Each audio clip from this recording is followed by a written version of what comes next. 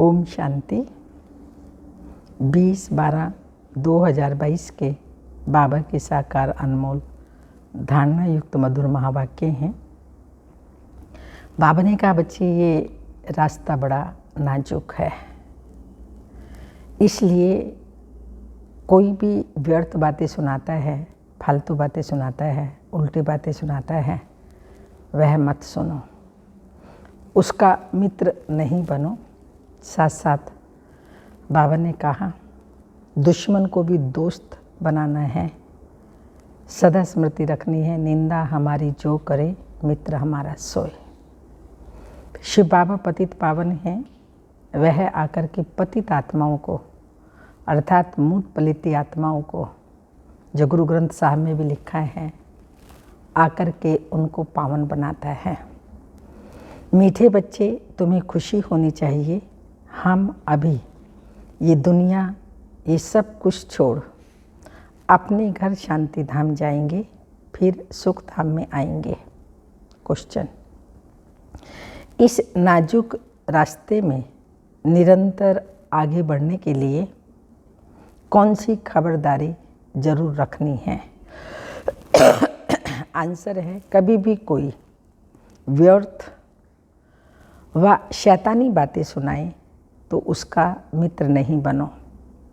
हाँ जी करके गलानी की बातें सुनना माना, बाप का फरमान ना फरमान बरदार बनना। इसलिए रहमदिल बन उसकी आदत को मिटाना है, बाप का फरमान बरदार बनना है, ज्ञान का सुरमा पहन लेना है।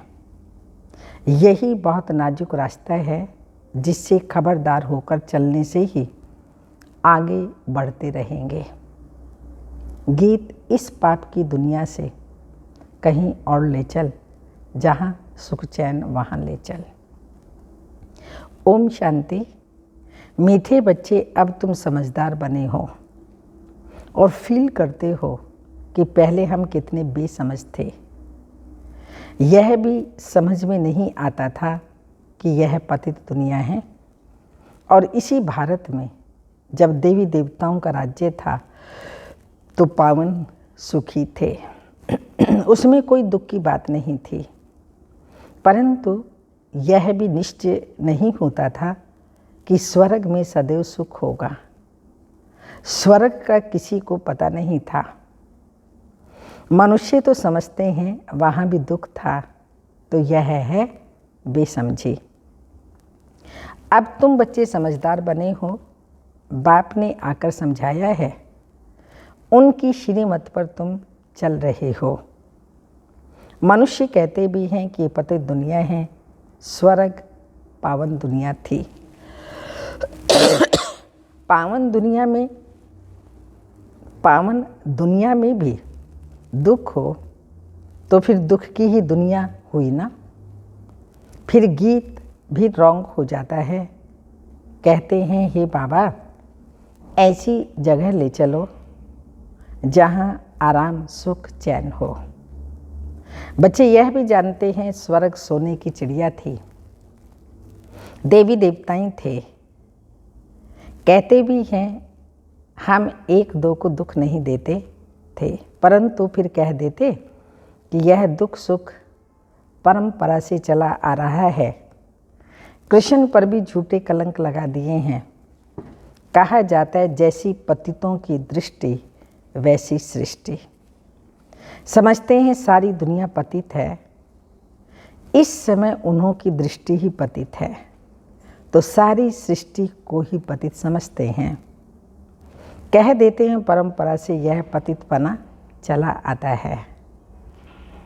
अभी तुम बच्चों में समझ आती जाती है, सो भी नंबरवार पुरुषार्थ अनुसार बच्चों को परम पिता परमात्मा के डायरेक्शन मिलते हैं।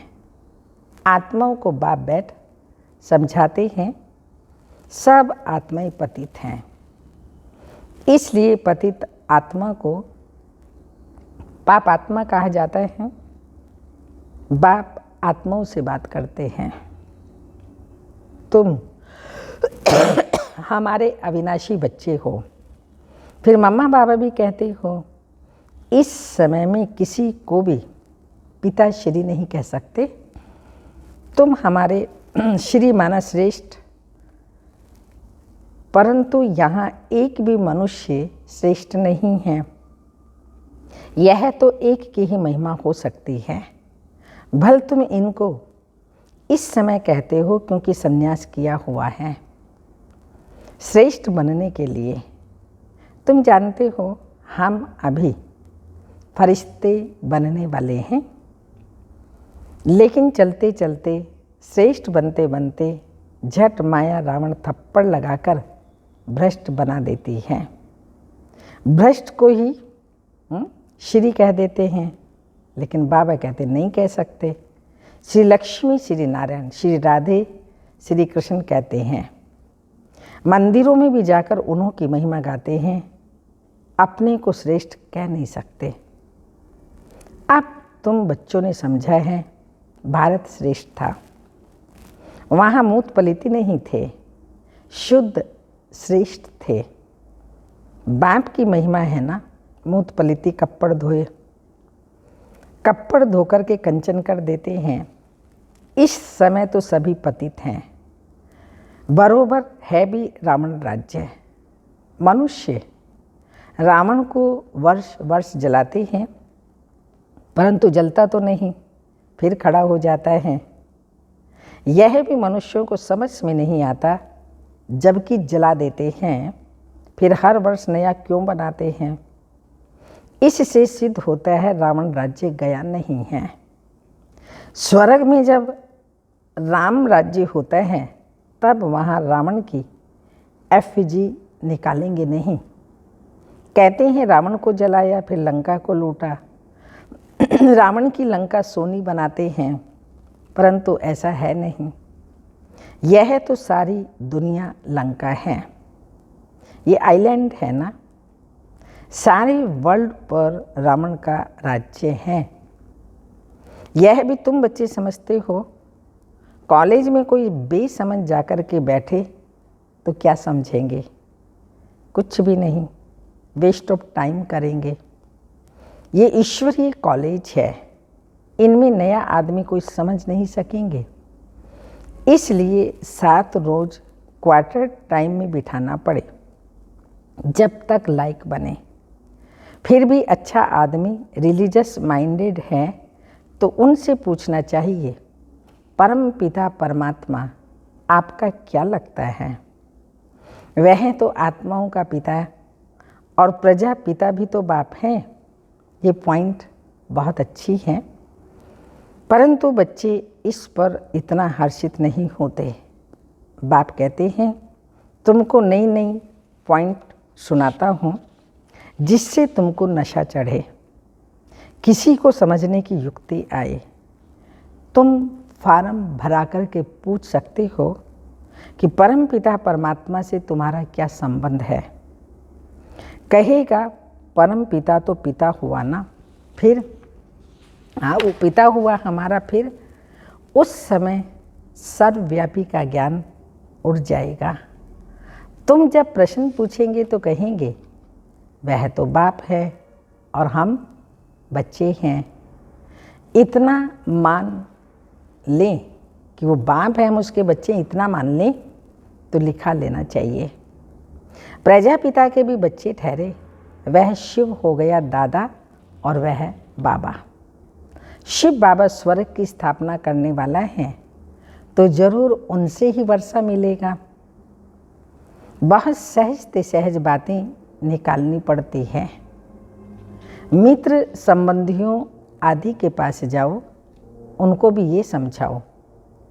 ये तो नशा है ना, हम बाप दादा से वर्षा पाते हैं, माता से वर्षा नहीं मिलेगा।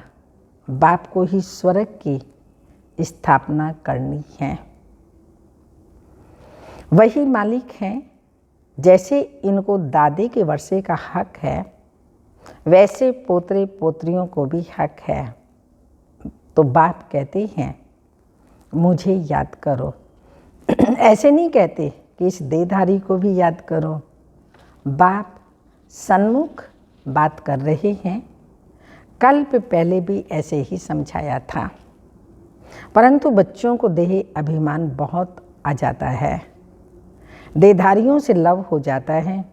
बाप कहते हैं, हे आत्माएं, तुम तो अशरीरी आई थी, फिर पार्ट बजाते अब 84 जन्म पूरे किए हैं।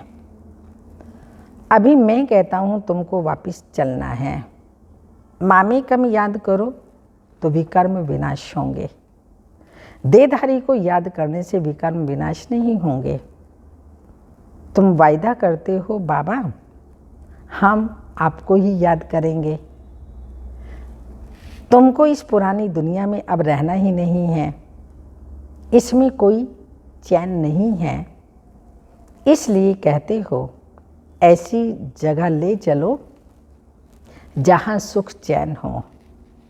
तुम बच्चे जानते हो हम पहले शांति धाम जाएंगे, वहाँ सुख का नाम नहीं लेंगे, शांति ही शांति होगी।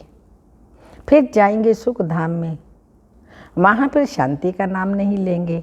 जब दुख है तो अशांति है, सुख में तो शांति ही है, परंतु वह शांति धाम नहीं। शांति धाम है स्वीट आत्माओं का होम। बाप सारे आदि मध्य अंत को जानने वाला है। अब तुम बच्चों का धंधा ही है पढ़ना और पढ़ाना। अपने शरीर निर्वाह अर्थ कर्म भी करना है। तुम जानते हो हम इस मृत्यु लोक से अमर लोक में चले जाएंगे वाया शांति धाम। यह बुद्धि में याद रखना है जब तक तुम ट्रांसफ़र हो जाओ, अपनी पढ़ाई के रिजल्ट तक पढ़ना पड़े। जब तक मृत्यु नहीं हुआ है पढ़ना ही है। यह तो याद कर सकते हो ना। अब हमको घर जाना है, ये दुनिया ये सब कुछ छोड़ना है। पुराना है सब कुछ, बहुत पतित हो गया है, छिछी हो गया है। तो बाबा ने कहा याद रहना चाहिए, सब कुछ छोड़ना है। हमको सब कुछ छोड़ना है तो खुशी होनी चाहिए। बेहद नाटक का राज भी समझ गए हो। हद का नाटक पूरा होता है तो कपड़े बदली कर घर चले जाते हैं। वैसे हमको भी जाना है। 84 जन्मों का चक्र पूरा हो गया है। याद भी करते हैं, हे पतित पावन आओ।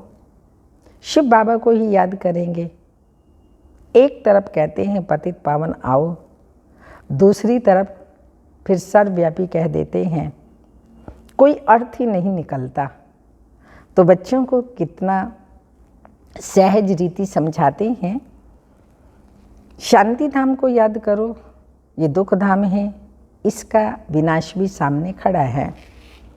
यह वही महाभारत लड़ाई है। यूरोपवासी यादव भी हैं और कौरव भाई भाई हैं। हम एक ही घर के हैं ना।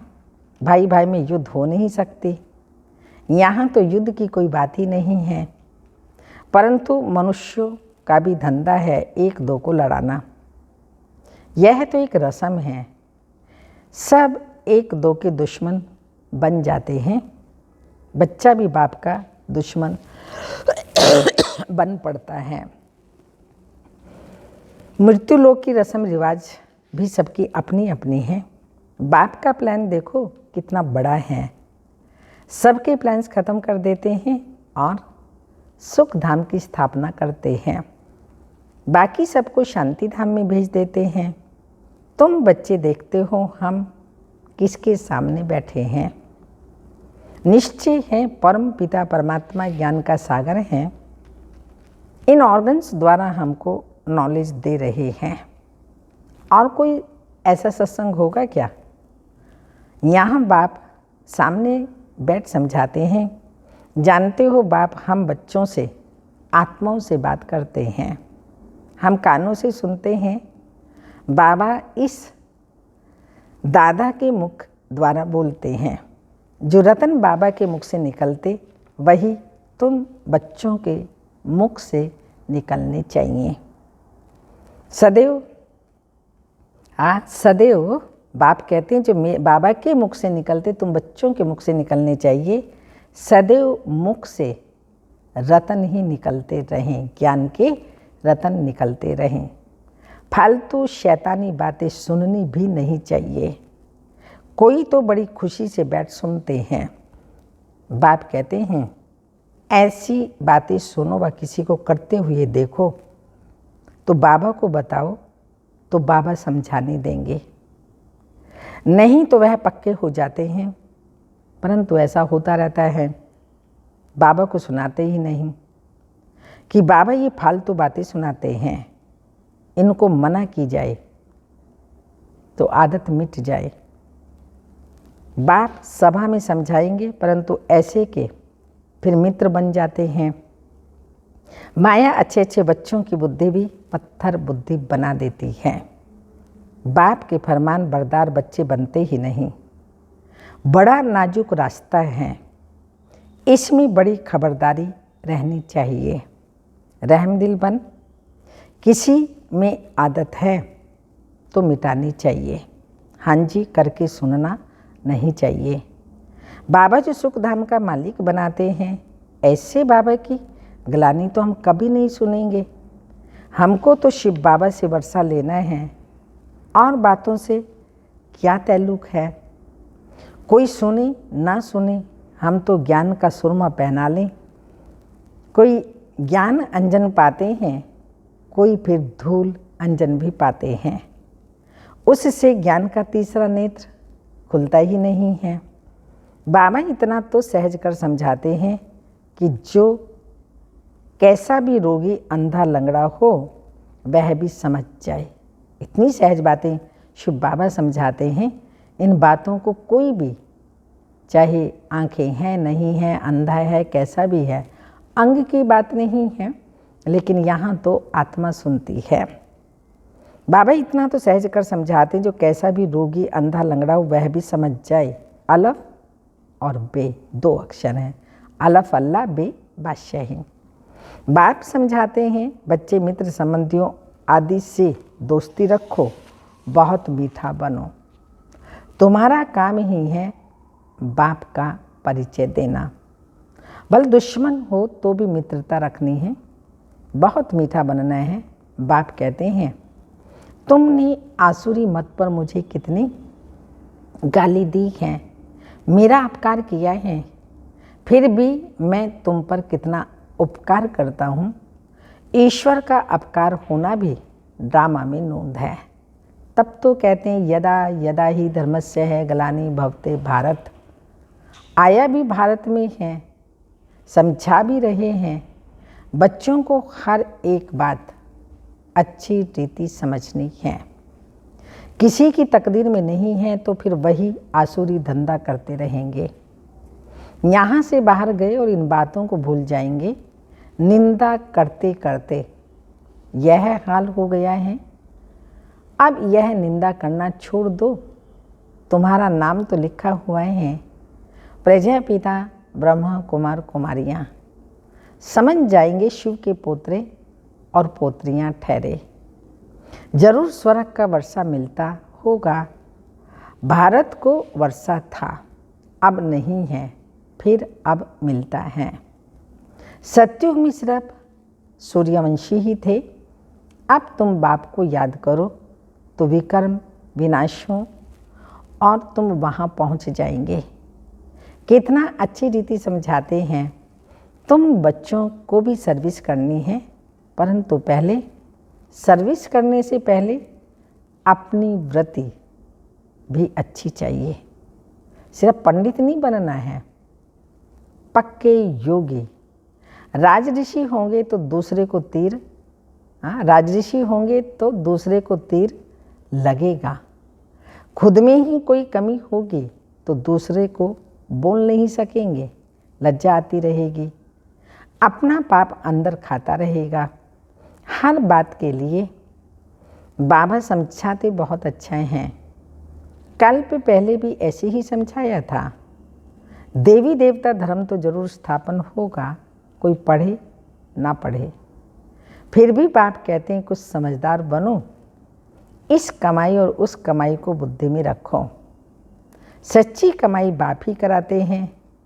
बाप और स्वर्ग को याद करो, ये भूलो मत। सिमरण करते करते अंत मति सुगति हो जाएगी। सवेरे उठ बाप की याद में बैठो। अगर सुस्ती आती है तो समझा जाता है तकदीर में नहीं है। ऐसी प्रैक्टिस करनी है जो अंत में देह भी याद ना पड़े, हम आत्मा हैं। अच्छा, मीठे मीठे सिक्के लदे बच्चों प्रति माता पिता बाप दादा का याद प्यार, गुड मॉर्निंग डायमंड मॉर्निंग। रूहानी बाप की रूहानी बच्चों को नमस्ते। हम रूहानी बच्चों की रूहानी माता पिता बाप दादा को याद प्यार, गुड मॉर्निंग डायमंड मॉर्निंग, ओम नमस्ते। धारणा के लिए मुख्य सार हैं, अपनी वृत्ति को शुद्ध रख, अपनी वृत्ति को शुद्ध रख। दुश्मन को भी मित्र बनाना है। अपकारी पर उपकार कर बाप का सच्चा परिचय देना है। सेकंड पॉइंट, जो रतन बाबा के मुख से निकलते हैं वही रतन निकालने हैं। कोई भी व्यर्थ बातें न सुननी है और न सुनानी है। वरदान है, संगम युग के समय का महत्व जान। परमात्म दुआओं से झोली भरने वाले माया जीत भव। संगम युग के समय का महत्व जान, परमात्म दुआओं से झोली भरने वाले माया जीत भव। संगम युग का 1 सेकंड और युगों के 1 वर्ष से भी ज़्यादा है। इस समय 1 सेकंड भी गंवाया तो सेकंड नहीं लेकिन बहुत गंवाया। इतना महत्व सदा याद रहे तो हर सेकंड परमात्म दुआएं प्राप्त करते रहेंगे। और जिसकी झोली परमात्म दुआओं से सदा भरपूर है उसके पास कभी माया आ नहीं सकती, दूर से ही भाग जाएगी। तो समय को बचाना यही तीव्र पुरुषार्थ है। अंडरलाइन, समय को बचाना यही तीव्र पुरुषार्थ है। तीव्र पुरुषार्थी अर्थात सदा माया जीत। स्लोगन, जो आज्ञाकारी हैं वही बाप की व परिवार की दुआओं के पात्र हैं। आज्ञाकारी ही बाप की और परिवार की दुआओं के पात्र हैं। अव्यक्त इशारा, वर्तमान समय में सच्चाई और सफाई की बहुत आवश्यकता है। दिल में भी सच्चाई, परिवार में भी सच्चाई और बाप से भी सच्चाई। दिल में, परिवार में और बाबा से। इसके लिए 2 बातों का ध्यान देना। सदा संकल्प, बोल व कर्म में इकोनॉमी का अवतार बनना है। दूसरा, बुद्धि की लाइन क्लियर और क्लीन रखना। इसको ही बाप दादा कहते हैं, बच्चे सच्चे दिल पर साहिब राजी। सच्ची दिल साफ दिल। बाबा को सच्ची दिल साफ दिल चाहिए। ओम शांति।